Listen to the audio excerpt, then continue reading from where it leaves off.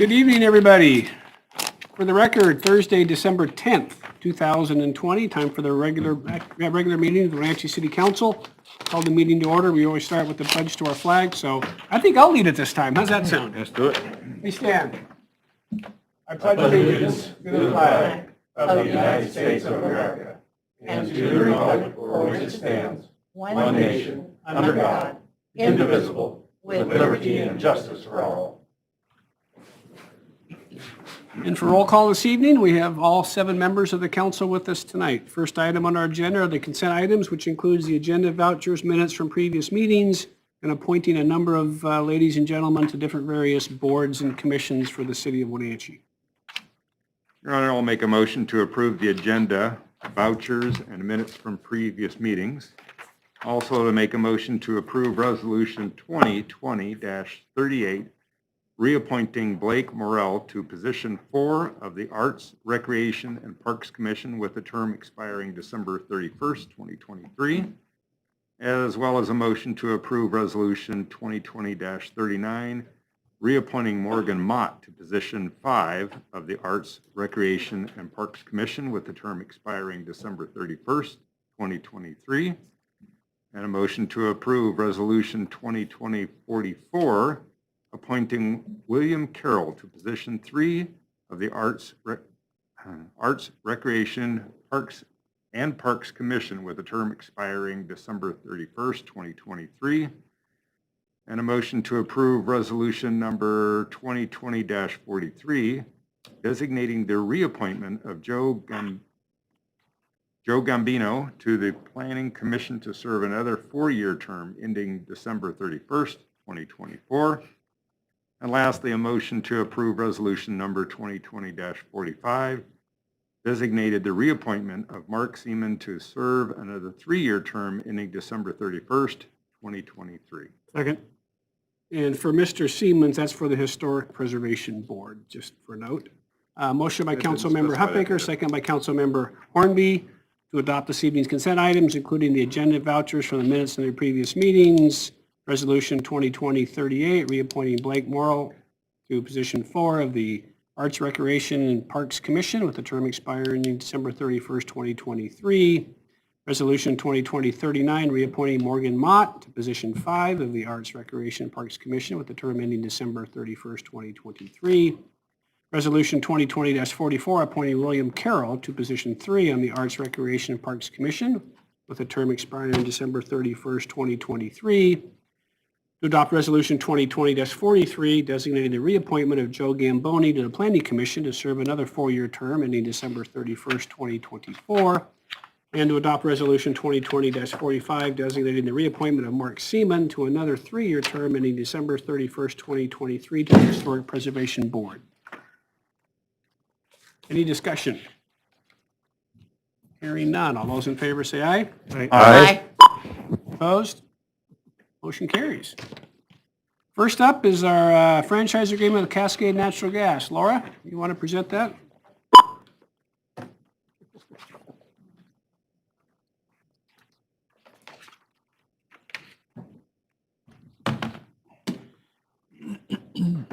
Good afternoon, Council. Laura Merrill, Executive Services Director. The item before you is Ordinance 2020-23, granting a franchise to Cascade Natural Gas Corporation for providing natural gas services within the city of Wenatchee's right-of-way. This item came to you last week, and as the mayor mentioned, we had a couple of discussions regarding the consistency of the franchises with other ones.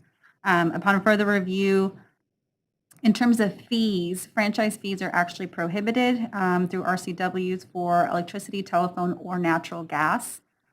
So it is consistent with what's allowed. And then the only thing that we do charge is the administrative fee, which is consistent with the PUDs, which again we would also not be able to charge them a franchise fee similarly. Other than that, it's a 10-year term. It does renew automatically. That is a new thing that was added compared to last time's contract, but there is a sort of notice you would have to give if we wanted to terminate at any point in time, but it just allows for it to continue to keep going. Other than that, please let me know if you have any questions. We spent some time going over franchises last week, and she found the RCW. We can't charge them, so this is really just a renewal and sort of a housekeeping issue. Well, Your Honor, I'd make a motion that the City Council adopt ordinance number 2020-23, granting a franchise Cascade Natural Gas Corporation for the purposes of providing natural gas services within the city of Wenatchee. Second.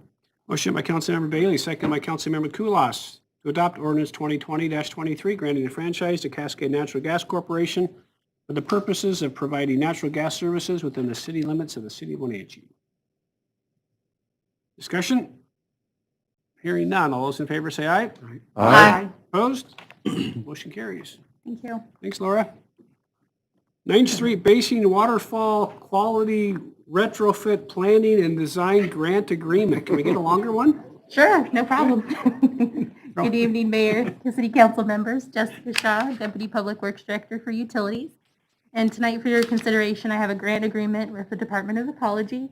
The city was awarded this grant for planning and design, and yes, it's the 9th Street Basin, but this really started as a project where we were trying to solve some maintenance and flooding issues in the Ringgold and 7th area. And we started doing some planning design work with our traditional pipes and catch basins and kind of ran into some trouble with that. And so this is an opportunity to get grant funding from ecology to kind of look at a bigger picture and maybe some other alternatives. So at the end of the day, we're estimating that this is about $148,000 and ecology is going to pay 75% of that. And so we've budgeted in our stormwater utility fund for the match for this grant. And at the end of the project, we'll have a 90% design plans and bid documents ready to go to construction for a project in this basin. And this also, by accepting this grant, it helps tee us up for being qualified to move forward with a construction grant from ecology, which would also be at 75% of the construction cost. So Good. this just kind of paves the way for us to be higher on ecology's list for more funding. Yeah, and we've been at this one for a while. Yeah. We all remember the flooding from a number of years ago, and we were going to try to do a fix, and the more they looked at it, the more they just went. So here's a good opportunity to try to find another way to Yes. try to make something happen in that area That's with right. ecology paying for a lot of it. So Yeah. that's great. Any questions for Jessica? If not, I'd entertain a motion. Your Honor, I'll make a motion to approve the grant agreement with the State of Washington Department of Ecology for the 9th Street Basin Water Quality Retrofit Planning and Design Project and authorize the mayor's signature. Second. Motion by Councilmember Hornby, second by Councilmember Esparza. Approve the grant agreement with the State of Washington Department of Ecology for the 9th Street Basin Water Quality Retrofit Planning and Design Project and authorize the mayor's signature. Discussion? Hearing none. All those in favor say aye. Aye. Opposed? Motion carries. Thank you Thanks, very much. Jessica. All right, Carrie, looks like you got 4 items here. Busy. Good evening, Mayor and Council. Nice to see you. The first item I have up for your consideration is a repeal of City Code 1.13. This is a code that covers all of leave of absence provisions. And in reviewing that code, I have gone through our Employment and Personnel Policies Manual, and each item is covered. If it's not covered, it is severely out of date, or it has been updated since 1992, unfortunately. You want me to start back on you or? Sure.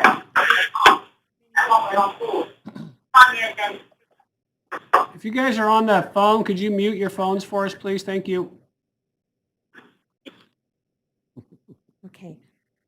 So one of the things that I discussed with our council, legal counsel, is that rather than have yet another location to update as we provide updates in the Employment and Personnel Policies Manual as well as collective bargaining agreements, not to have to remember to go back to the city code to update something that's already existing in other documents.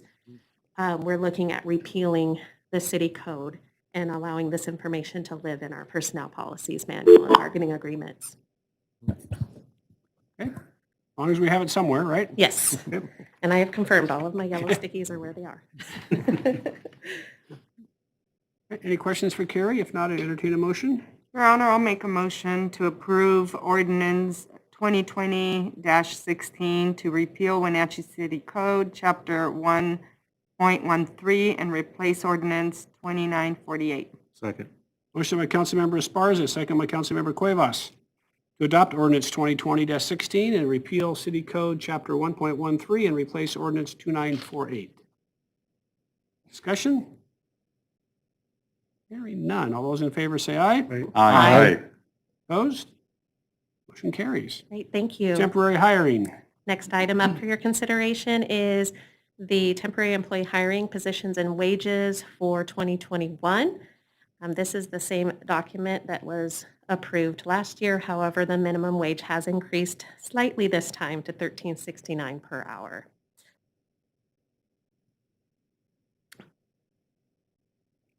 Any questions for Carrie? If not, I'd entertain a motion. Again, this is just sort of housekeeping issues. Your Honor, I take a motion to approve ordinance 2020-40 and repeal ordinance 2019-46. Second? Motion by Councilmember Cuevas, second by Councilmember Bailey to adopt ordinance 2020-40 and repeal ordinance 2019-46. Discussion? Hearing none. All those in favor say aye. Aye. Opposed? Motion carries. Thank you. Next up is the setting the salaries for next year. Yes, so the next item is the management and administrative group compensation. This is the compensation that was approved just recently in the 2021 budget. So this is to set those wages for 2021. So I'm requesting that you approve ordinance 2020-39 to do that. And the wage increases for this is the 1.75% Yes. that was in our budget, which is also similar to the AFSCME Yes. budget increases that they've approved, which is how we come up with our number. So these are consistent with all of that. And there hasn't been any changes, I don't believe, in where people rate this year. We've done some of that over the past couple, 2 or 3 years. I Right. think this has been sort of the same, maybe Yes. since last year. So The nothing's changed in yes. terms of, The only note is the Neighborhood and Community Services Coordinator that was reclassified, right. but that was part of the budget process as well.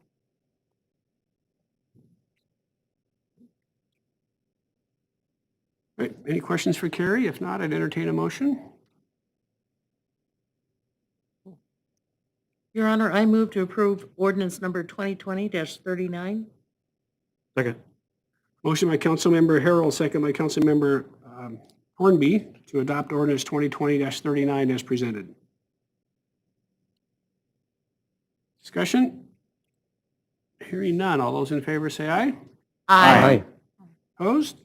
Motion carries. And finally, a 3-year contract with AFSCME. Carrie? Yes, I am so pleased to present this to you this evening.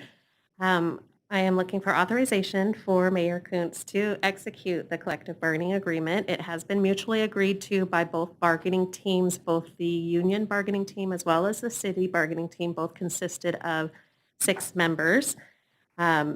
We also received union vote Monday night, so the union is also in favor of this contract. Couple of highlights, it's listed in your agenda report, but just to summarize, effective April 1st of 2021, there will be a 2% increase in wages. That means 0% January 1st. That allowed some wiggle room for some other bargaining and negotiations. With that, we added a work boot reimbursement that's once a year for up to $200. They would have to provide a receipt. It's for the actual cost of the receipt, up to the $200, and we have a specified group of individuals that are eligible for it. And then we also provided for a shift differential for our night shift crew, and this was a significant increase, but however, the impact is minimal. It is not eligible for overtime, so they're simply getting this flat rate per hour for the 10 hours that they work on that shift that day. So it's a little bit more incentive for the hard work that they do over the evenings to maintain the roadways as well as they do for the city of Wenatchee. I think we have some of the best maintained roads in the area during the winter times, and this is to reward that. And then effective January 1st of 22 and 23, we're going to stick to an increase in base wage equivalent to CPI and it's CPIU West Urban Region BC area size, and we'll go July to July. That's what we have been doing up till now. The change is prior, we had a minimum of 1% increase and added 0.25 on top of that. We settled on a minimum 2%. It seems reasonable. The market is generally between 2 and 3%. And then we have a maximum of 3.5% from a former 3%. And that's essentially it for the major changes to the contract. The rest of them were general wording updates, negotiations regarding specific language in the contract. Is there any questions? Oh, I'm sorry, I apologize. The changes that are presented to you are all within $1,800 of what was budgeted. So I just wanted to clarify that we are so close, which is a pretty big accomplishment. Yeah, and as you guys know, these things take a lot of time and effort from Carrie and the team, and Rob had some of the folks that work for him sit on the negotiating team, and Yes. Brad, and so they've been going at this for a couple of months plus. It's September, days a week. actually August, yeah. So these are long processes, and they're always excited. Sometimes we get these done in February of the following year, Yeah. and this year we've been able to get both police, thanks to Chief and his Yes. team, and then this one from AFSCME. So it's nice to get these things done and have good working Yeah. relationships with our unions, and Yes, I think these are all good contracts, so. Yeah. Yeah. Nice work on your behalf, Carrie, Thank for you. getting this done. So any questions for Carrie? If not, I would entertain a motion. Your Honor, I make a motion to authorize for the mayor to execute the CBA mutually agreed upon by both the city and union bargaining teams and approved by the bargaining union member vote. Second? Motion by Councilmember Hornby, second by Councilmember Bailey, to authorize the mayor's signature on the collective bargaining agreement mutually agreed upon between the city of Wenatchee and the union bargaining teams and approved by the bargaining unit member vote and as shown in this evening's council packet. Any discussion? Hearing none. All those in favor say aye. Aye. Opposed? Motion carries. Thank you, Carrie. Thank you so much. Congratulations. Nice work. Happy holidays. Thank you. Aaron, we're going to extend and approve. Or approve and then extend and then approve. Good evening. Aaron Kelly, Public Works Operations Manager. Tonight I'm back with the 3 solid waste items, all relating to the new service agreement with Waste Management. The first is Ordinance 2020-34, granting Waste Management a franchise for solid waste collection services. The franchise grants Waste Management exclusive collection services within the city and is consistent with the language of the new services agreement, which is the second item, is the solid waste service agreement with Waste Management. And this agreement will start May 1st, 2021 with a 10-year term and 2-year extension option. The agreement transitions the services to a pay-as-you-throw model versus an all-in garbage service. Residents will have a choice in the size of garbage container and the rate that reflects the amount of trash their households generates.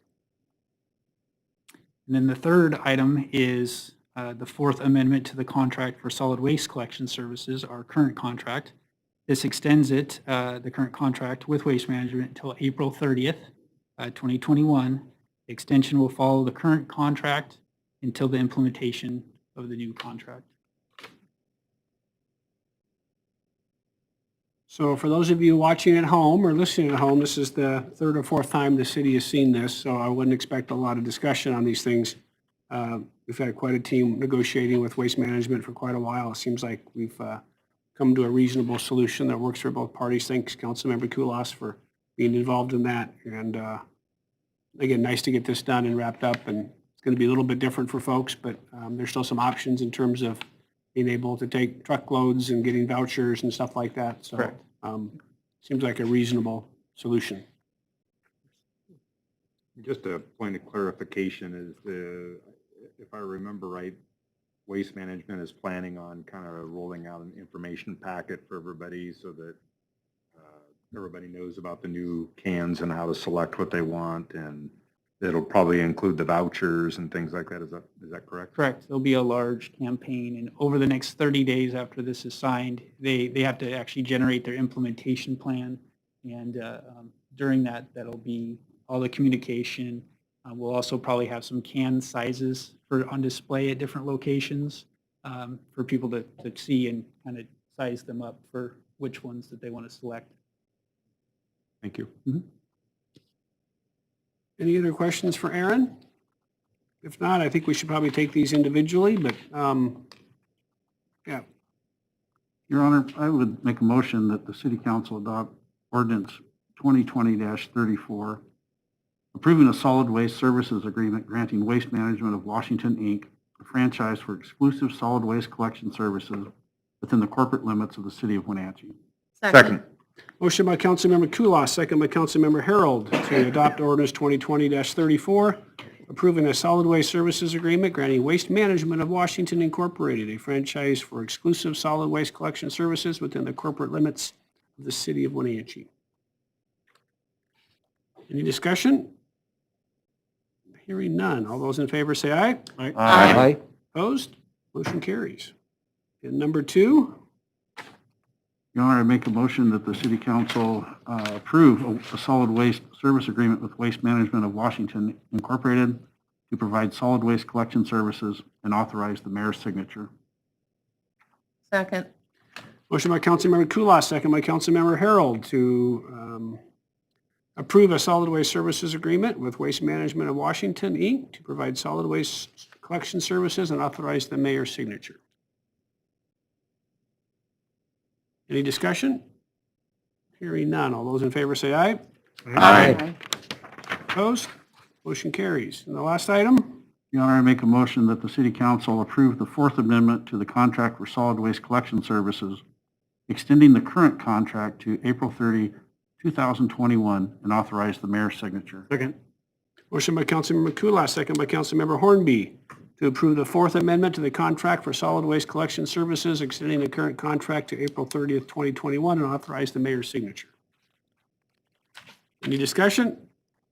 Hearing none. All those in favor say aye. Aye. Opposed? Motion carries. Thank you, Aaron, for the waste management stuff. Thank you for your work on that.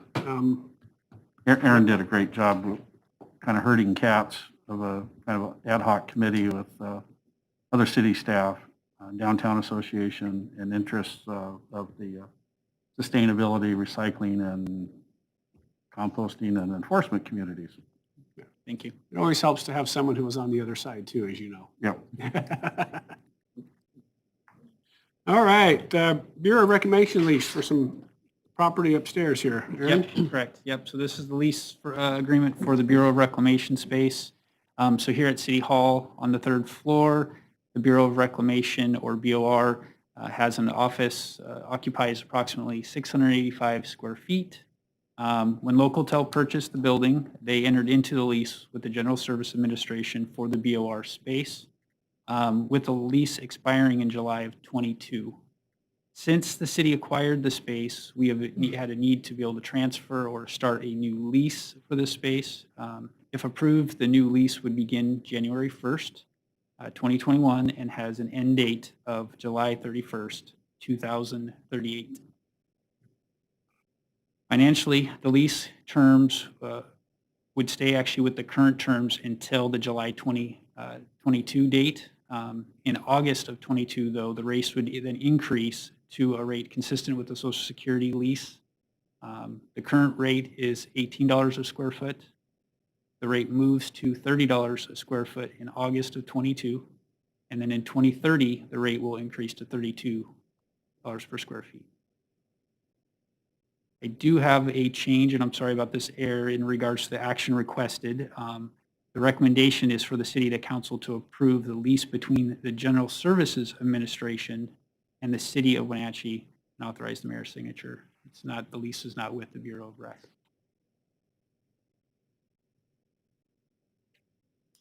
Nice to get them locked up, and those nice to get lease rates that are similar to what we're getting across the way, so that's good. Correct. And we do have the option if for some reason we want to lease out the 3rd floor an option to be able to move them within the building to a similar space. Excellent. Any questions for Aaron? If not, I would entertain a motion and just put in the GSA or General Services Administration in replace of the Bureau of Rec. Your Honor, I move the City Council approve the lease between the General Services Administration and the City of Wenatchee and authorize the mayor's signature. Second. Motion by Councilmember Harold, second by Councilmember Huffaker to approve the lease between the General Services Administration and the City of Wenatchee and authorize the mayor's signature. Any discussion? Hearing none. All those in favor say aye. Aye. Opposed? Motion carries. Thanks, Aaron. Appreciate it. Thank you, Aaron. All right, Matt, we're going to update our contract agreements for NEPA consulting and then consultant agreement for continuation of that. Which one do we have up here first? Okay, gotcha. All right, good evening, Mayor and Council. Matt Shales, Development Project Manager. And tonight in front of you, I have the 3 agency funding agreements regarding Confluence Parkway, project number 1804. As you know, the NEPA process for Confluence Parkway has expanded in scope and cost over the years. To help cover some of those costs, the following agencies have agreed to contribute funds to support the environmental process. Link Transit, Chelan Douglas Regional Port Authority, and Chelan County PUD. So the total cost of the new scope is $690,000, and partner contributions total $487,500, leaving the city with around $200,000 to fill that gap. So the 3 agreements that you have are the Port Authority Interlocal, the amended Link Transit Interlocal because they had previously provided funds to us already, so we amended that interlocal, and then the First Amendment to the City and PUD MOU.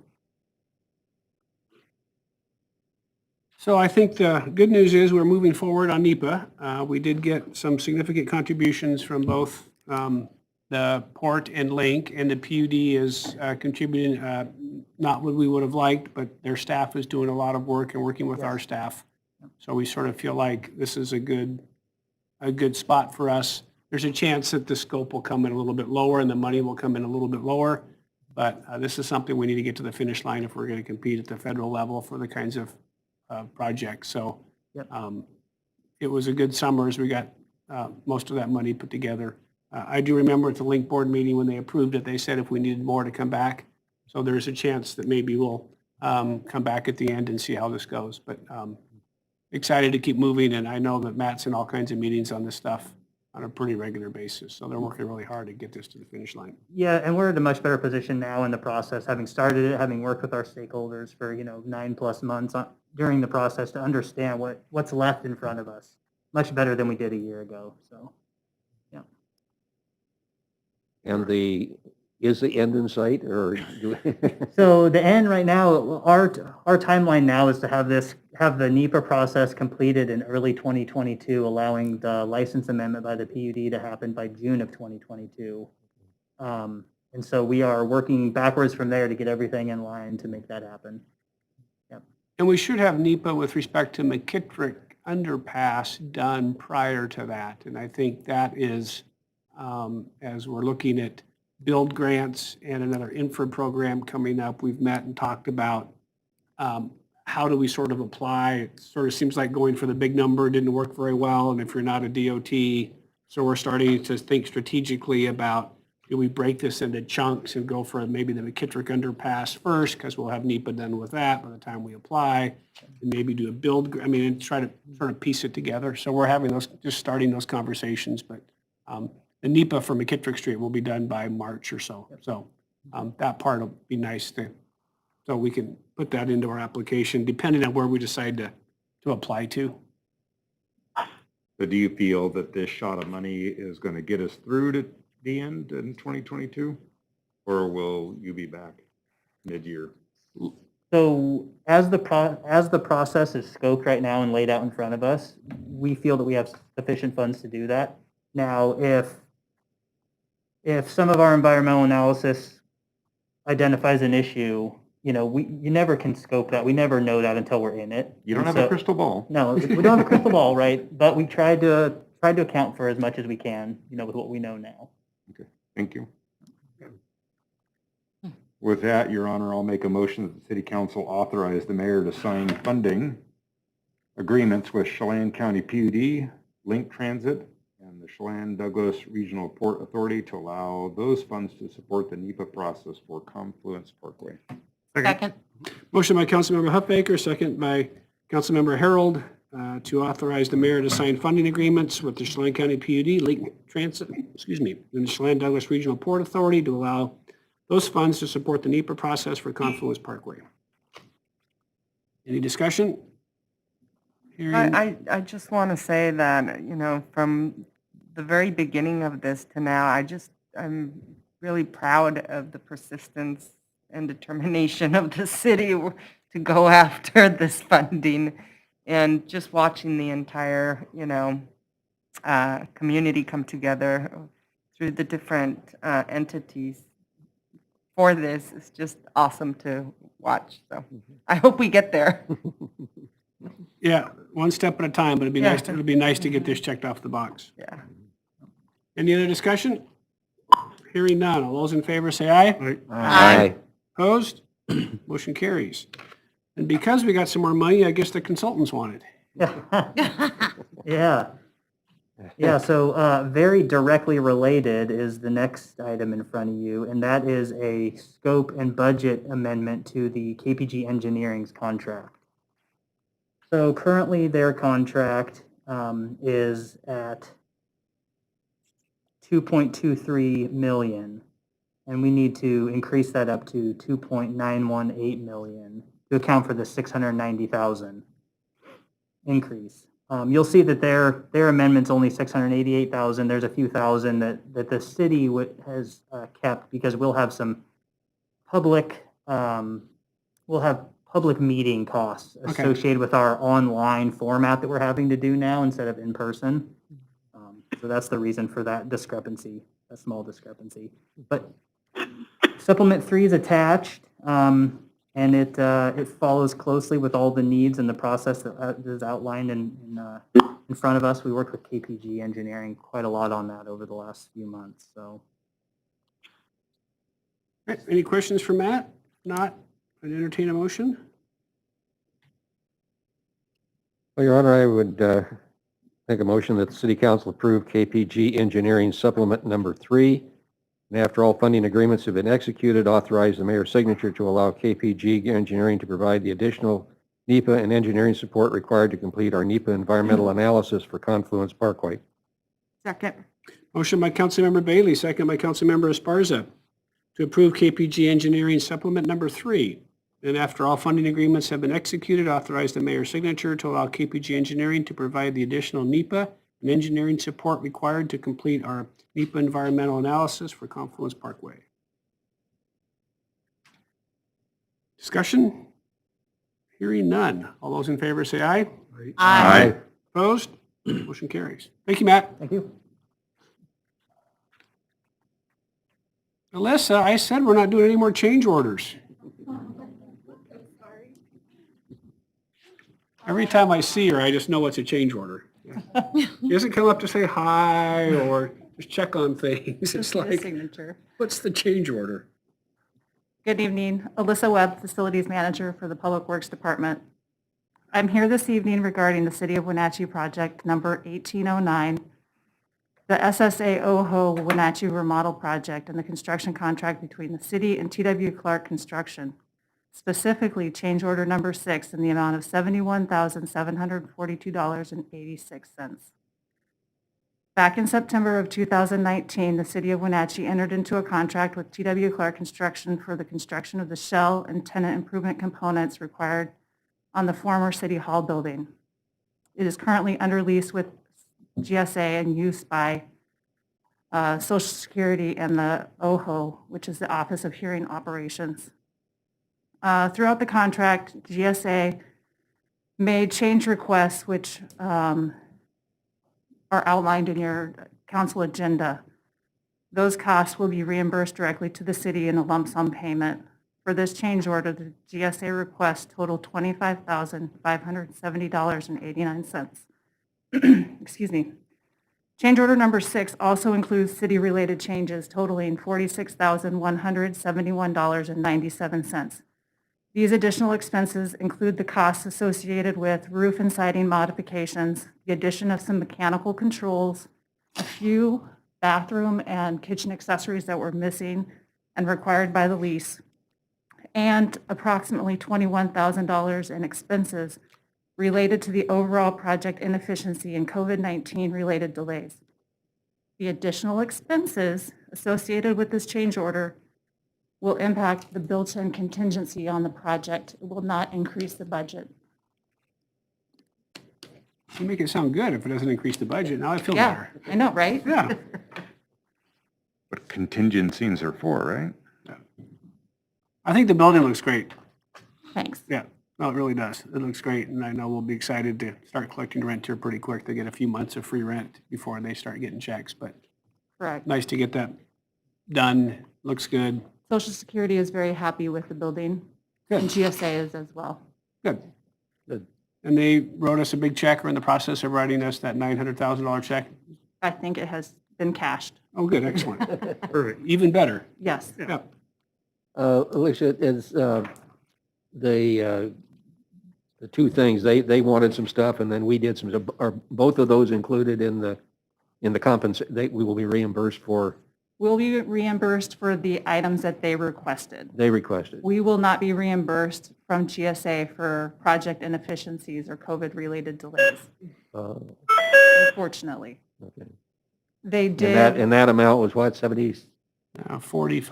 it was $46,000 46,000? is our portion Okay, of that. okay. Yeah.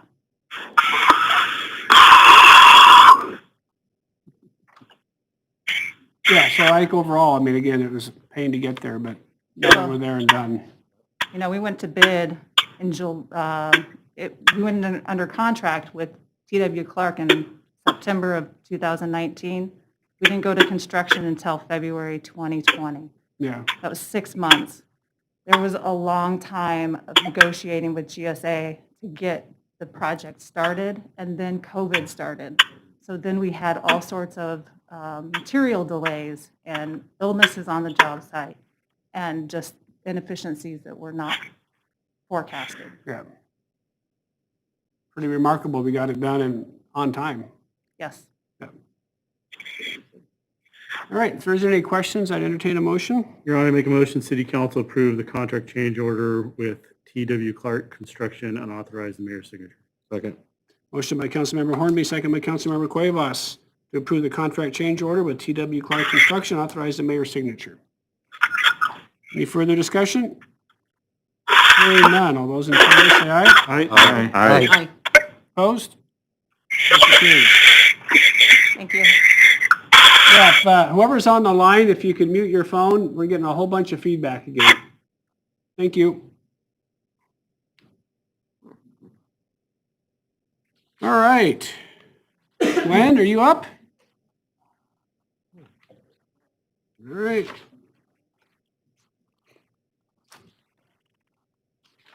We got some homeless recommendations.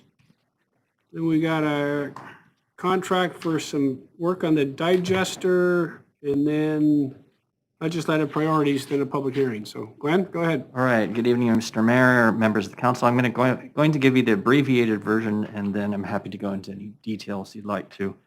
I have a series of actions here, some of which are necessary in order to not lose the funds this year. The first item is to enter into a new grant agreement between the City of Wenatchee and the Chelan Douglas Community Action Council for $332,638. This has previously been discussed with the council and actions to accept the commerce grants for the low barrier shelter and also the ESG funds. And the council authorized staff and the task force authorized staff to find an agency who would be willing to do this program. Community Action has stepped up and said that they would be willing to do this program. They have an existing hotel motel program already. So that is necessary in order to enter into that contract. The next item is a new grant agreement between the City of Wenatchee and Chelan Douglas Community Action for the amount of $450,000 of ESG COVID funds to operate a homeless prevention rent assistance program. At this time, funds will expire. There will be no additional funding for prevention assistance at the end of December, which would mean there'd be a gap between all the way until July at a time when we're at a greatest need. And at some point in the next 2 or 3 months, there'll be the moratorium will likely be lifted on renters. A number of factors came into play in this. There is a reserve amount currently for this fund of $875,000 roughly that was being held by the task force to look at either supplanting homeless dollars to free them up for a low barrier shelter or affordable housing. Since that action was taken in October, Commerce has come out with some rulings and regulations. And essentially, they provided timelines on when this funding can be spent. And so if we stayed with their action of looking at it until the spring, we would lose funds. And then there are also limits on how to use the funds. So the net result would be if we don't do anything until the spring, June, we'll be leaving a lot of money on the table instead of putting it to the needs. Well, the task force didn't want to do that, certainly. And also looking at the significant need for prevention dollars for rent assistance for either to pay back rent or the additional rent a month forward. The task force approved this additional funding of $450,000 that would be used between now and June of next year. The next item is an amended grant between Department of Commerce and City of Wenatchee for an additional $275,000 of grant funds for prevention for rent assistance. We have already, that organization has successfully already helped 401 households so far, which is amazing in a short time period for back rent and a month rent forward. They've done amazing work. $794,000 to date. We received this additional funds from Commerce. It has to be spent by the end of December, which is why we have it here before you this evening. Community Action has indicated there is no problem as far as providing that to folks who need it. They have plenty of folks who need it, and they'll be able to spend that money by the end of this month, should it be provided for them. The other two items on here is when the original dollars were set up, some broad-brushed typical percentages were provided for Community Action to run the program, and then for Community Development Department of the city to administer it. Both departments have been able to run it cheaper than what was allocated, and so there's $65,000 left over from Community Action that they've requested be put into rent assistance, rent prevention assistance. And then Community Development to the city has $15,000 that we recommended to the task force be moved over as well, that we could not bill and would be used for rent assistance. So that's an additional $80,000 that can be used for rent assistance. And again, Community Action said they'll have no problem in providing that assistance for folks by the end of the December deadline. So that was a very brief overview of the actions before you. I'm happy to answer any questions that you might have. I don't have a question, just a comment. I'm glad it's getting out there in a short period of time, and I commend both the Action Council and our staff for making that happen in a short period of time. Thank you. Yeah, trying to get as much of this money out as we can, and it's needed, and So excited we can get it all spent. So I think we just take this all in one big long motion if someone wants to read it. Your Honor, I'll make a motion for City Council to accept the Homeless Task Force recommendations and authorize the mayor to enter into a new grant agreement between the City of Wenatchee and Chelan Douglas Community Action Council for the amount of $332,638 in ESG, CV, and low barrier shelter grant funding to operate a hotel motel emergency shelter voucher program, and to enter into a new grant agreement between the City of Wenatchee and Chelan Douglas Community Action Council for the amount of $450,000 in ESG CV to operate a homeless prevention rent assistance program, to enter into an amended grant agreement between the Department of Commerce and the City of Wenatchee for an additional $275,000 in state ERAP funds, and enter into a revised ERAP grant agreement between the City of Wenatchee and the Chelan Douglas Community Action Council that, one, replaces the new ERAP funds in Community Action's current rent assistance budget. Two, to amend the current contract to move $65,000 from Community Action's program operations budget into the rental assistance budget. And three, amends the current contract to move $15,000 in city ERAP administration funds into Community Action's rental assistance budget. Second. Motion by Councilmember Esparza, second by Councilmember Hornby, to accept the Homeless Task Force recommendations and authorize the mayor to enter into a new grant agreement between the City of Wenatchee and Chelan Douglas Community Action Council in the amount of $332,638 in ESG-CV and low barrier shelter grant funding to operate a hotel motel emergency shelter voucher program. Enter into a new grant agreement between the City of Wenatchee and the Chelan Douglas Community Action Council in the amount of $450,000 in ESG-CV to operate a homeless prevention rent assistance program. Enter into an amended grant agreement between the Department of Commerce and the City of Wenatchee for an additional $275,000 in state ERAP funds. And enter into a revised ERAP grant agreement between the City of Wenatchee and the Chelan Douglas Community Action Council that, one, places the new ERAP funds in Community Action's current rent assistance budget. Two, amends the current contract to move $65,000 from Community Action's program operation budget into the rent assistance budget. And three, amends the current contract to move $15,000 in city ERAP administration funds into Community Action's rent assistance budget. Any discussion? Hearing none.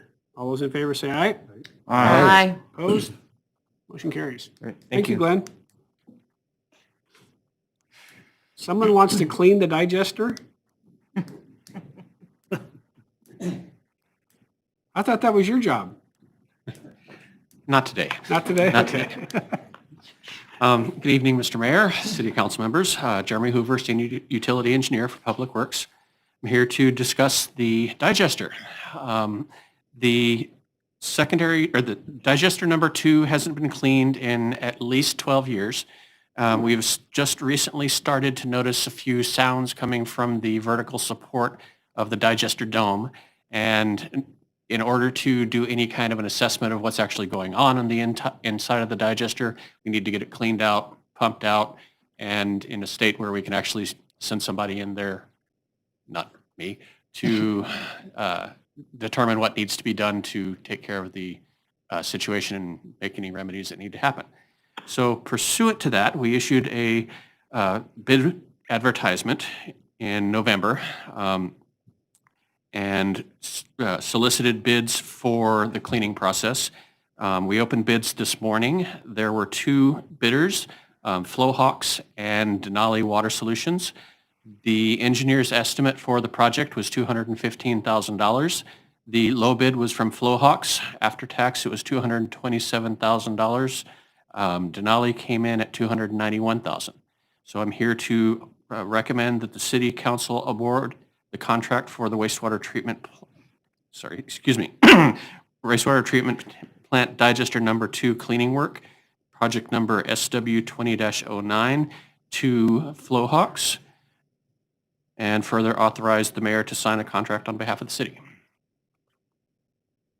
This cleaning will happen when? It'll be early January, Okay. Thank you. or as soon as we can execute the contract. Got it. Any questions for Jeremy? Not, I'd entertain a motion. And I make a motion that the city council award the contract for the wastewater treatment plant digester number 2 cleaning work, project number SW20-09 to Flowhawks, and further authorize the mayor to sign a contract on behalf of the city. Second? Motion by Councilmember Huffaker, second by Councilmember Bailey, to award the contract for the wastewater treatment plant digester number 2 cleaning work, project SW20-09, to the lowest responsible bidder, that being Flowhawks, and further authorize the mayor to sign a contract on behalf of the city. Discussion? Hearing none. All those in favor say aye. Aye. Opposed? Motion carries. Thank you, Thank you. Jeremy. Next up is setting our legislative priorities.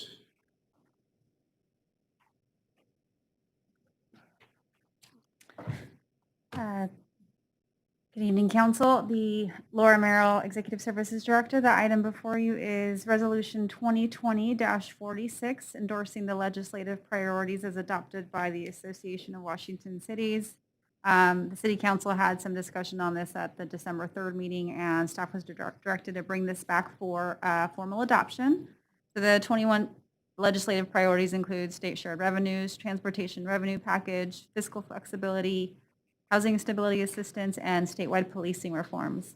One of the comments from the council was to ensure that our police chief was supportive of the statewide policing reforms, and it sounds like AWC has been in collaborative discussion with the police chief as well as with the Washington Associations of Sheriffs and Police Chiefs. So with that, staff recommends that the council adopt the resolution. And I think as things come up, we can always endorse different various bills and things as things go forward, but I think it's good to adopt the AWC priorities. Yeah, it helps, just when cities do that, it presents a more unified front for AWC to do their work over in the capital. So I would entertain a motion.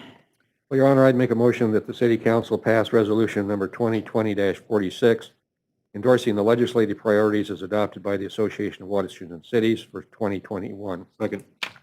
Motion by Councilmember Bailey, second by Councilmember Cuevas to adopt Resolution 2020-46, endorsing the legislative priorities as adopted by the Association of Washington Cities, for 2021. Any discussion? Hearing none. All those in favor say aye. Aye. Opposed? Motion carries. Thanks, Laura. Thank you. We doing good, guys? How about a brief break? Okay. Just Let's, 7 minutes to 6:15. all right. We're going to take a little 7-minute recess. We'll reconvene at 6:15.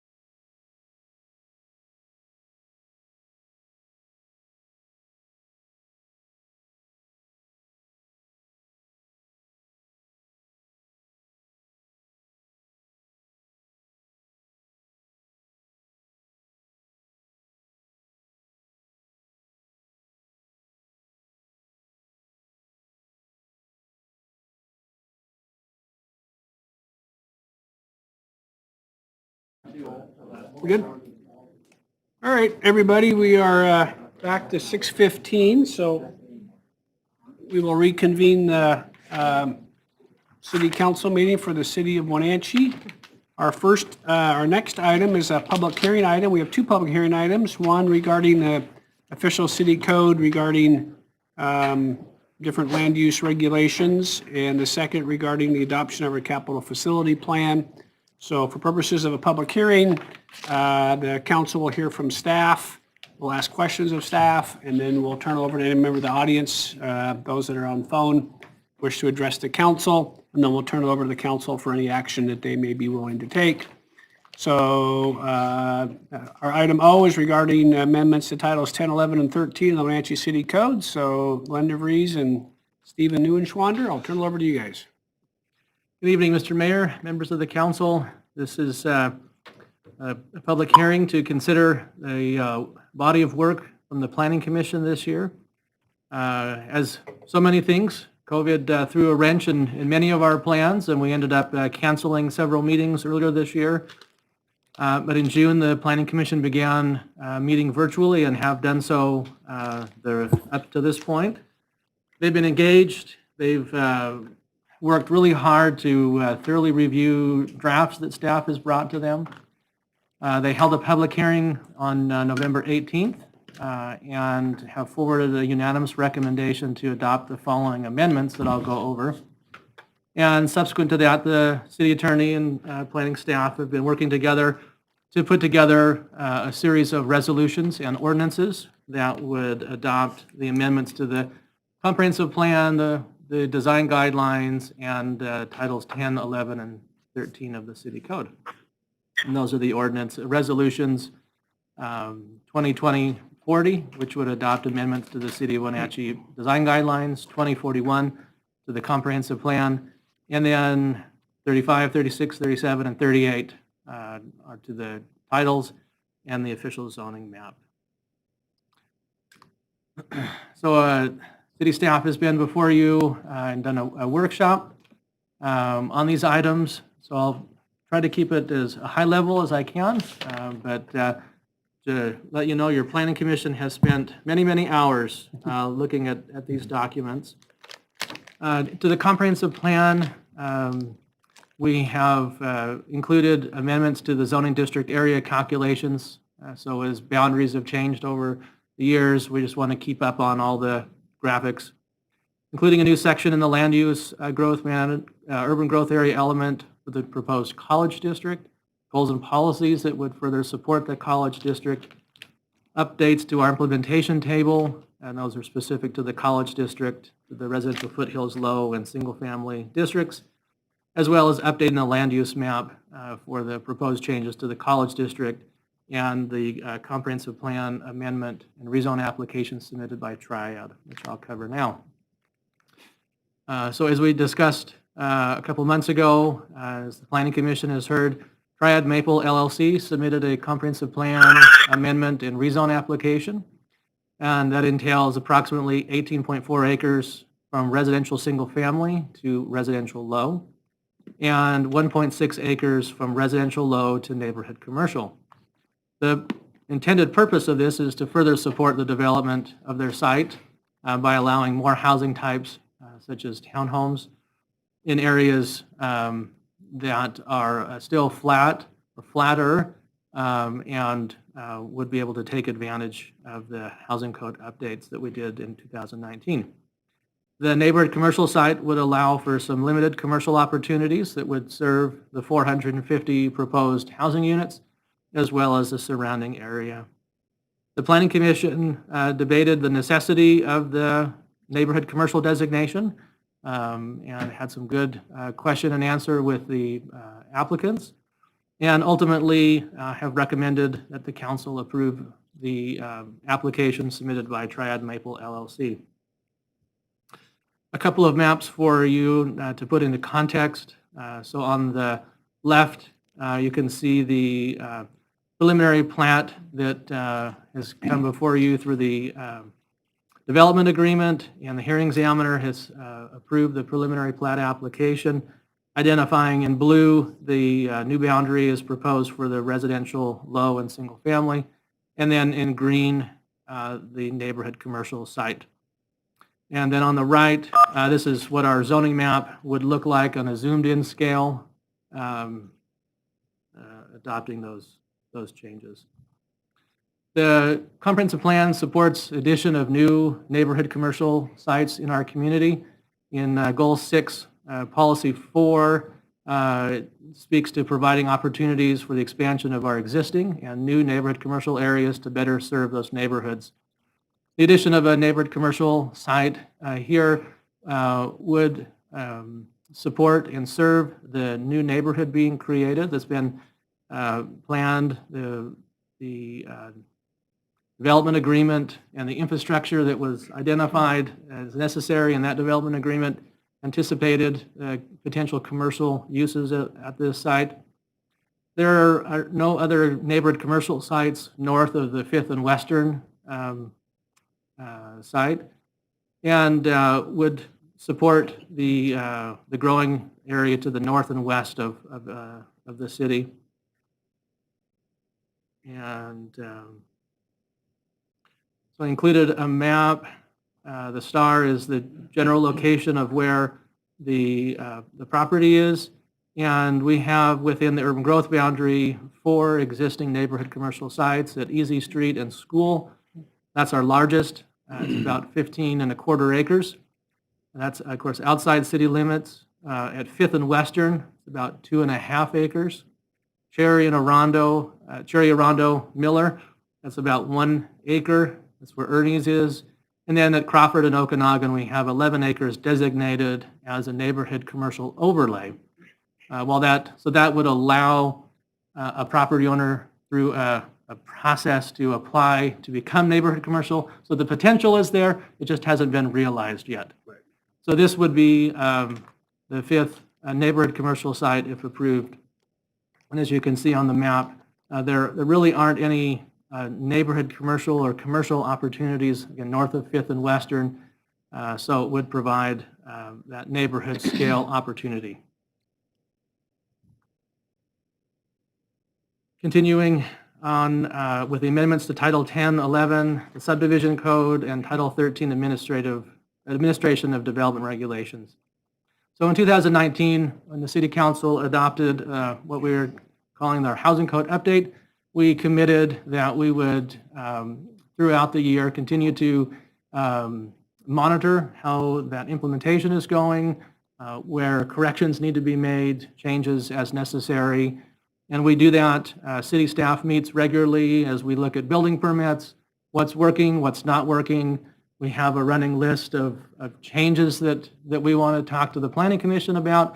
And so a lot of what's on the docket before you this evening are items that we've seen as we've implemented the housing code that need some massaging, some refining to make sure that they work the best that they can for our community. It also includes revisions to the residential foothills low, which you may recall in that same process in 2019, looking at the city designated additional area of residential foothills low in the western foothills. That has a very low density at 2 dwelling units to the acre. And the council tasked the Planning Commission with reanalyzing some of the density, the development of that type of that zoning district, as well as some of the uses. And so those are also included, and I'll discuss those shortly. And these updates include new and revised definitions, a lot of general cleanup, citations, leading references that were incorrect, improving readability. Also includes updates to our development standards charts for the residential foothills low, the college district, and looking at some lot width and dimensional standards. Looking at some new changes to the way we define and look at side lot lines. So when new subdivisions are created or boundary line adjustments, it provides us with some clarity on helping development to have rectangular or triangular shapes rather than zigzags. And so it provides good clarity this updated version does. Simplifying the codes to be more readable. Oftentimes when we write things, they make sense to us, and then when someone else reads them, they kind of go, well, what does this really mean? So we are hopefully continuing to not dumb down the code, but simplify it, and so that it's easier to implement. Updating standards for, we have the ability for multiple single-family homes on a lot. We're providing some additional clarity of what needs to be submitted when somebody wants to do that. We're looking at our townhomes. We're seeing a lot of townhome applications, a lot of pre-application meetings, a lot of conversations with people about townhomes, which is great to see the housing code be implemented. And as we've talked to people, we've seen that some of the access standards have been problematic. And so we have worked through those with the Planning Commission. We're looking at our fence standards and trying to simplify those and provide clarity so that when someone reads it, it's very clear where they can build a fence, how tall they can build the fence. Looking at some standards for shared community storage. So this would allow larger subdivisions or multifamily developments, so over 20 dwelling units, to have an area set aside where they could have boat storage, RV storage, and so that includes some space calculations. It includes some standards on screening so that if a development did want to include this, that it would be complementary to the existing character and it wouldn't be an eyesore or stick out. Planning Commission had some concerns over how, they don't want to take up too much land with non-residential, and so that's why we elevated that to a much higher standard of 20 dwelling units, which would mean it's going to be a larger development. We looked at the sign code. Again, in 2019, we adopted a new sign code. As we've developed the college district, looking at some changes there that would be specific to support the college. Looking at feather signs, it's one of our temporary sign standards. It didn't have a duration of how long a feather sign could be up, so the Planning Commission worked with us to add a time frame so that it would truly could be temporary. Some parking standards, allowing tandem parking. This is, again, helping as we develop infill properties. Parking is often a challenge, and by codifying some real simple, easy standards that would allow tandem parking for the same unit is very helpful. Also clarifying in our code that we have a variety of parking reduction options, that those can't be stacked up on top of each other, so you get 40% less parking than what you really need. You only get one of the two reductions. And then identifying a permit process for land uses that we have standards for, but that we don't have permits for. And so it's very difficult for us to implement those. And so parking lots, landscaping plan reviews, mobile vendors, home occupations. This would be our lowest tier administrative review process that would allow us to then implement the city code that we have standards for. For the residential foothills low, again, this was something that the council had asked the Planning Commission to look at. And a couple of the main changes, looking at increasing the density from 2 dwelling units to the acre to 4, and some corresponding lot size, setbacks, lot coverage changes, as well as different housing types. So currently in our residential foothills low, we only allow detached single family.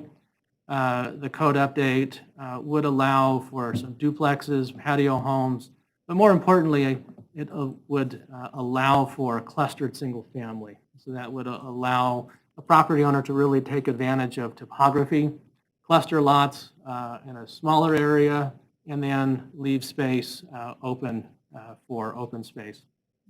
Also a part of that code update are deleting code sections that are already in the code. So we have wildland urban interface standards, critical area stormwater, street standards. Many of those were in that zoning district already, and so it's very duplicative in nature. And then this parallels the process that I think at the last council meeting, you adopted amendments to Title 336, the Wildland Urban Interface that Cliff Burdick had brought to you. With the housing code update, we adopted the residential design guidelines. We're proposing a few changes there to include improve general readability, applicability, some missing descriptions for some housing types, clarifying standards for ground-related units facing streets, and then updates and changes, corrections of some omissions to some permitted materials standards. For the college district, so the city planning and public works have been working with the college for some time now. We kicked off a neighborhood meeting 2 years ago, about. Had a great turnout of the neighbors, talked about a lot of different issues, connectivity, walking the streets, and how the college fits into this existing neighborhood. We've continued to work with the surrounding property owners, making sure that they get notice of all our meetings. And some of the takeaways of what the college district would provide to the college is it would not require them to get a conditional use permit for every building that they want to build. So that's a lengthy process. It's time-consuming. It's expensive. And so we would, through a set of design standards that Makers Architecture put together for us, they would then apply those design standards where necessary. And it really only applies to the edge property, so facing 5th and 9th. Interior to that, if it's not really visible from the street, then it's not as an important issue as those edges where they're most visible to the street and to the neighbors. It also sets a boundary for the college district, which fits around the college ownership, and then an overlay that would allow the college to potentially expand in the future. And here is that map. So the dark blue area, that's the current college ownership, and that would be the boundary of the proposed district. And then the hashed area around that is identified as a future potential expansion areas for the college. Of course, the college is always looking as properties become available. If they can purchase them, they will. And that overlay, what that would allow is if the college were to purchase a piece of property, then they could apply and go through a hearing with the city's hearing examiner and then have that designated as part of the college district. And then all of those standards would apply to it. What it means to the property owners that live there now, it means that nothing changes for them. So they're in a residential high or residential moderate zoning district. This would not change any of their standards. It wouldn't impact them unless the college or another higher education entity were to purchase the property and then could apply to be part of the college district.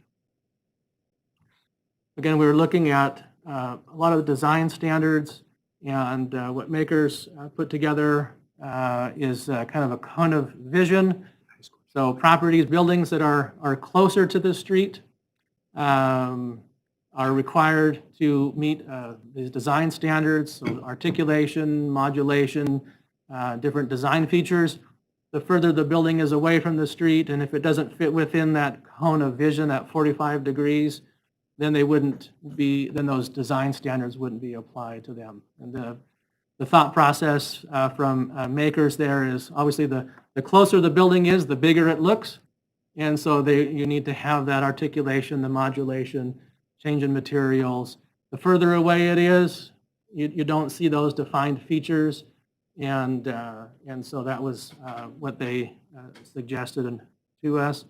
And accompanying that are perimeter landscaping standards. So looking at enhancing that perimeter edge with some additional trees as the college develops and redevelops. And then also looking at their parking lots and how those can be improved from a visual aspect. College has been very receptive. We've I've been working with them. They've been participating in our planning commission meetings and have been very supportive of the changes as proposed. As I mentioned earlier, the planning commission held their public hearing and have unanimously recommended that the council approve the amendments that we just presented. And I have included a draft motion for your consideration. So I would be happy to answer any questions that the council may have. So any questions for Stephen or Glenn first, or should we hear from the audience first? No, I just have a quick question. Okay. Go ahead, Jim. Just a point of clarification. I think I know the answer, but I want to make sure. In the college district, when you're talking about adding property, so forth, does that have to be contiguous? Or can they kind of go out there and adopt little pieces and make that part of the district, but there's gaps in between? It does not have to be contiguous, but I could double check. Doesn't mean we would accept the application, though. That is, Yeah. right, so Yeah. they Well, would I have to guess go what through a I'm hearing thinking is process. they could still buy property, but Correct. a piece of property or multiple properties scattered around. Correct. But to put it into the district, at some point, it has to touch. I mean, it's kind of like the reverse of our Right. city island Yeah. issue. Right. And, because then you would have, if it was a district, in a part of the district, and it's, 3 blocks away or whatever, with residential in between, then to me, you've got a conflict. And we use the same process that we currently have in the neighborhood commercial overlay district for something this nature, where the comprehensive plan, the way it's set up, is it allows for both types of zoning districts. So it presets the comprehensive plan and allows that individual zone change request to go before the hearing examiner. But then at the hearing examiner, concerns by the city or concerns by surrounding property owners could be raised. If it was a leapfrog and there was an issue with that, the way it would be set up, that could be raised through that hearing process to the hearing examiner. And just looking at the code, it does speak to that. I'm sorry, I didn't catch that earlier. Yes, the code does require that they have to be either adjacent or across a right-of-way from each other. Okay. So, yes. they Okay. would be. Good. Thank you. Any other questions for I staff also quickly? have a quick Yeah. question. There is a blank page, 264, where there's no public comment that was received as of December 3rd. Is that for the entire plan, or is it specifically for either the college district or the residential foothills low? So that, let me get to that page. I believe that is for everything. Okay.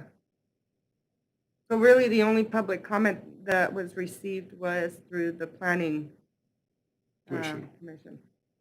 Yes. And we had several members of the public participate through that process orally at the planning commission hearing. Okay. Thank you. Any other questions for staff? So the other thing I noticed that we still really haven't addressed, and I'm kind of curious if we're going to do that in the future, is the elevations of existing neighborhoods to new developments. Is that something we plan on addressing down the road still? Yes, that is in our 2021 work plan Okay. to continue to look at how to address that question. Thank you. Not lost. That one and the noise ordinance are both on their 2021 work plan. Correct. Any other questions for staff? Hearing none, is there any members of the audience who would wish to address the city council on this public hearing item? If so, state your name and we'll give you some time. Brett Riley. Hey, Brett, go ahead. Hey, Brett Riley, representing the college at 1300 Fifth Street. I just want to take the opportunity to approach the council and the mayor and my appreciation for Matt, Steve, and the rest of the city team on their work over the last couple of years, working on this overlay for the college. We're exceedingly pleased with the kind of the process and the communication. It's been a very positive experience for us. And of course, the planning commission and their role in the process as well. As you know, we got a little bit of a construction project happening there on Fifth Street side, and this will go a long way in our next project that we're going to start designing for in July, which is about a $40 million project on the 9th Street side of campus, and this certainly expedites that process. That's my appreciation. Thanks, Brett. It seems this whole process worked with the hospital, I think, creating the hospital district, so hopefully it works just as well at the college district. I think those are very good planning tools for allowing the owners of the property, in this instance the college, some consistency and the neighborhood some consistency. So I appreciate the comments. Absolutely. Thank you all. Yeah, thanks, Brett. Anybody else on the line that would wish to address the council on this public hearing item? Yes, this is Fred Grimm with Triad Maple. Hi, Fred. Hello. Go ahead, sir. There were some questions that were asked at the Planning Commission about the commercial zoning aspect of our development, and I wanted to be available to answer any questions if the council likewise has with regard to that. Our purpose of that is not to create a 7-Eleven or something like that in the middle of the development, but to have it be part of our community center that would allow us to have basically have a breakfast, lunch, small cafe there that would help us create community, we could do a lot of that, accomplish a lot of that just through our homeowners association for the individual members, but we want to make it more open to the public and bring the rest of Wenatchee into this development as they choose to join family and friends at that location. So that's all we're trying to achieve at that. Thanks, Fred. Appreciate it. Any questions for Mr. Grimm or for Brett? Can you hear me, Fred? Yes, I can. Yeah. So I don't think there's any questions from the council, so thank you for your comments. Okay. Thank you. Anybody else on the phone wish to address the council on this public hearing item? I think we're probably done then. So with that, I will turn it over to the council for any action they may be willing to take. Your Honor, I make a motion that the council adopt the revisions to the Wenatchee City Code, City of Wenatchee Residential Design Guidelines, and the Wenatchee Urban Area Comprehensive Plan as represented in ordinances 2020-35, 2020-36, 2020-37, and 2020-38, and resolutions 2020-40 and 2020-41. Second. Motion by Councilmember Kulas, second by Councilmember Hornby, to adopt the revisions to the Wenatchee City Code, City of Wenatchee Residential Design Guidelines, and the Wenatchee Urban Area Comprehensive Plan as represented in ordinances 2020-35, 2020-36, 2020-37, 2020-38, and resolutions 2020-40 and 2020-41.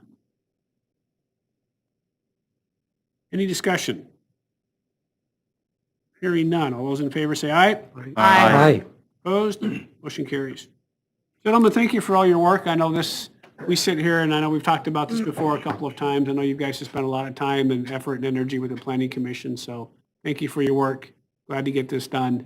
I think all of those things are good for our community and good for the folks that live here, so thank you very much. I appreciate it. Thanks. Yeah, that's been a ton of work, and it's might speak for the council to relay to the Planning Commission our thanks. Yeah. We have an amazing planning commission, very dedicated and really good discussion. All right, so our last public hearing item is regarding the adoption of the 2021 through 2026 capital facility plan. So, Stephen, do you got that? I do. Right? I did, and now it's back. There we go. Okay. Well, let's see. We're going to do it again, huh? Boy, Sorry, I'm going to go through real quick. Okay. Here we go. Good. So thank you. Again, Stephen Newinchwander, Planning Manager for the City of Wenatchee. Good evening, Mayor, Council. Before you this evening are the annual update of the Capital Facilities Plan. So this is a financial document that guides the implementation of the comprehensive plan. The capital facilities are structures, improvements, equipment, or other major assets. Capital improvements are projects that create, expand, or modify a capital facility. And so every year, the city, the various departments that have capital projects, capital facilities, review the plan, review the finances, work directly with the finance director, and in the budget process to look what funding is available, funding sources that might become available, make sure those are documented in the plan, projects that have been completed are removed, new projects are added. And again, it implements the comprehensive plan, and so it's intended to be consistent with the goals and policies of the comprehensive plan, consistent with the projected growth of the community, ensure that concurrent with or within 6 years of the impacts of new development, that those impacts have been addressed, mitigated, and that adopted levels of service have been met, as well as being based on sound financial policies for the city. Again, this year, city departments reviewed the plan, added, removed, amended projects, and this has been through the Planning Commission.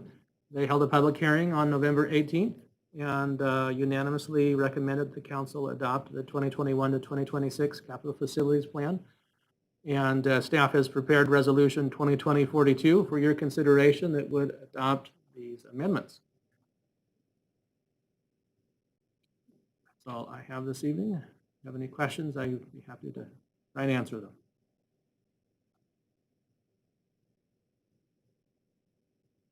A little scary. We got 600 million on the plan and 100 million to pay for it. But that's the way these plans go, right? We keep plugging away at it. That is true. And the water includes all the regional water stuff because we're the, I believe so. we're in charge of that. So it's got to include the second source and all that goes with that. Okay.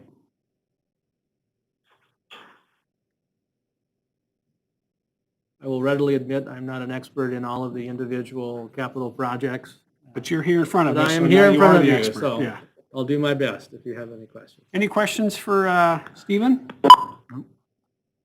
If not, I'll turn it over to any members of the audience who wish to address the city council on this public hearing item regarding the adoption of our capital facility plan for the next 5 years. Hearing no members of the audience, I will turn it over to the council for any action they may be willing to take. Your Honor, I move to adopt the City of Wenatchee 2021-2026 Capital Facilities Plan as presented in Resolution 2020-42. Second. Motion by Councilmember Huffaker, second by Councilmember Bailey to adopt the City of Wenatchee 2021 through 2026 Capital Facility Plan as presented in Resolution 2020-42. Discussion? Hearing none. All those in favor say aye. Right. Aye. Opposed? Motion carries. Thank you, Stephen. Thank you. Mayor's report. I've got 2 or 3 little small things. I think for those of you that have been around a while, the Social Justice Awards are usually Martin Luther King weekend on Saturday at the museum. I think they're going to do something online this year, just because we can't have folks. We will have a couple of award winners. Laura and I are working on that to make sure we're consistent with making sure we present those that are doing great work in our community. So we've got one and probably a second. So I just want you to know that we're going to make sure we have a couple of award winners and that we're present and doing some sort of recognition, probably online for that. But we are paying attention to that part of it. I guess the last thing I have to say is after going through the last month or so, we got some pretty incredible staff people that do great work, and you get to see the results of that here today. And we had a department head meeting earlier today, and that group of folks just do great work. So we're really thrilled with their work effort, and we have a great professional group of folks. And I will say to Travis and to Jose, this isn't the way it normally goes. You guys are in your first year. For Mark and Jim, I guess you say, you've seen it all, I thought, maybe. Who would have thunk? And Linda and Keith and Ruth, who've been here, 5 or 6 years. I don't know what to tell you guys. I just, but we made it through. I think it's interesting that I came out of this sort of, there's a number of businesses that are still hurting, but our economy is way different than it was 15 or 20 years ago. It was apples and aluminum, and if one of those industries suffered, we suffered. And we're a different community now than we were 15 or 20 years ago. And I think the breadth of what we have going on here shows in our ability to be resilient, bounce back, have economic activity. So I think it's just an interesting to sort of look at it. And, we don't meet for 5 weeks. So if you guys have any questions during the 5-week period, I know that's a long time. Feel free to get a hold of myself or Laura if something pops up. We're going to still be working every day, getting ready for next year. I think we do have some staff taking some vacation, but we're around if something pops up. I don't know if it's going to snow or not. It's precipitating outside right now. Okay. But not necessarily snow. Okay. So again, we're still around and available for anything you guys might need over the next 5 weeks. It's just good time to get all this stuff done. So I appreciate your guys' work tonight, getting all this stuff in front of the council and done. So council members, anything for the good of the order? I've enjoyed shopping downtown. Yep. Mask usage is really good down there. Mhm. And the businesses are fun to go visit. Yeah, and I think the retail, at least last I heard, was doing pretty good downtown. The restaurants, of course, can't be open, and that stuff is really concerning. And I do know a number of them have applied for the commerce grants. They haven't heard yet, of course, because they're coming up today. So I don't know how quickly commerce can turn. It makes me nervous when the governor says there's 50 million of commerce grants and just applied to the Department of Commerce, and we can turn the CARES money quickly. So hopefully they get this stuff turned. The restaurants need it badly, or we're going to lose a number of them that are downtown. Anything else, council members? Just one comment on, I took on the Community Action Council board, Linda had to step away, and I replaced her on that board, and it's been an interesting few months being on there.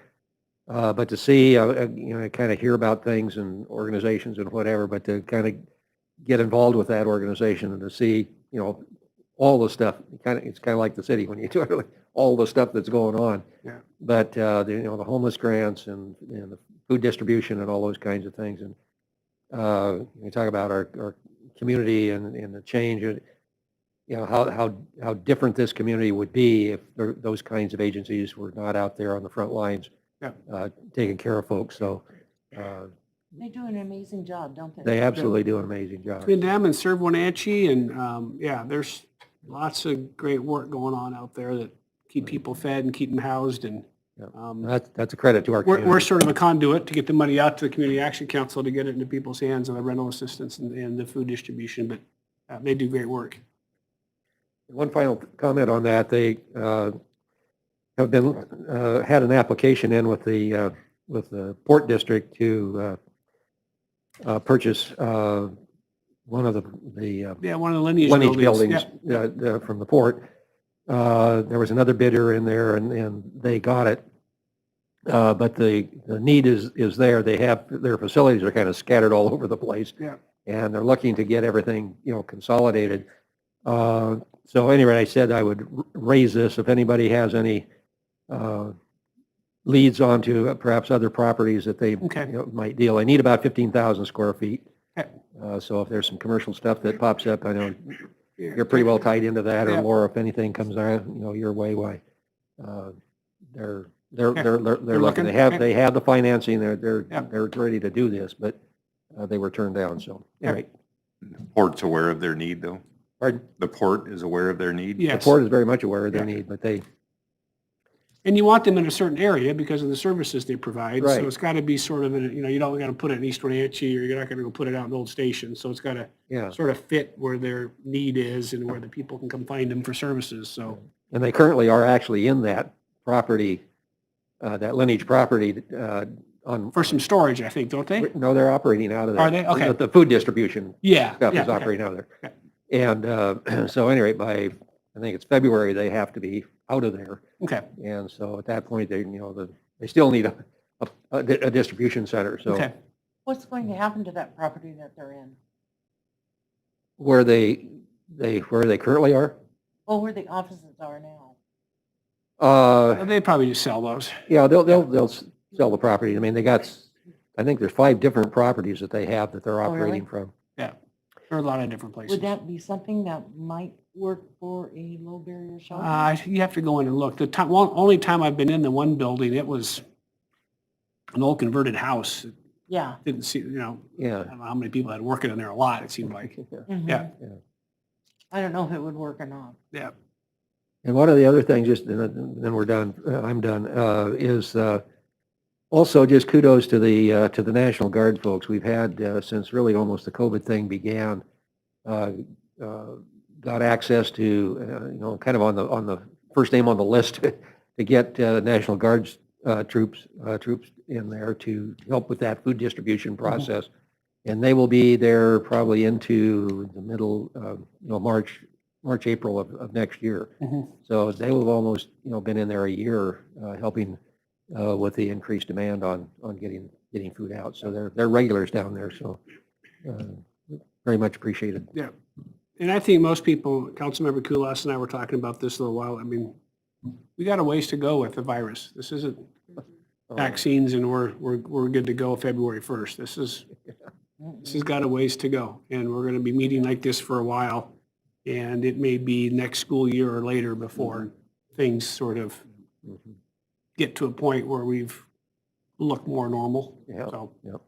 we got to continue to be resilient and keep plugging away at it. And hopefully In the we meetings get, industry, I'm hearing at least September. yeah, it's going to be a while. Yes, So sir. as we signed this new contract with Waste Management, Mhm. glass recycling is going away. I got an interesting email from Brenda Blanchfield, the coordinator of solid waste. And it looks like City of Chelan and Chelan Rotary is actually investing in a machine to grind up glass. So that might be something that we might want to be a part of at some Yeah. point. So in our next meeting in February, we're going to discuss it. Okay, Good a idea. great idea. What did they do with the grind up glass? Just toss it? Well, it was interesting because when we were in Yellowstone this year, a lot of the pathways there are now being made with ground up glass in the pathway. You really don't notice it until you start noticing a little sparkle here and there. Yeah, they grind it and run it through water, so it's Is not that hard. safe and to then they- walk yeah. on with bare feet? It's ground to the point where there are absolutely no sharp edges. It's just, it feels a little bit like a marble. I kind of Wow. played with it a little bit because I was curious. And, it's part of the grinding process, grinds it smooth. Playing with glass. Yeah. Playing with glass. Curiosity, Yeah. Could've I cut would've done the fingers, but it same didn't. I'm thing. glad you are Glass, curious. really? Yeah. So anyway, it might be a way to keep that out of the landfill and who knows? Yeah. All right, anything else for the good of the order? Happy holidays, everybody. Yep, Merry Christmas, Merry everyone. Christmas, happy holidays. Christmas and happy. 7 o'clock. Honey, yeah, I said This is 6:45. early. I know. Yeah,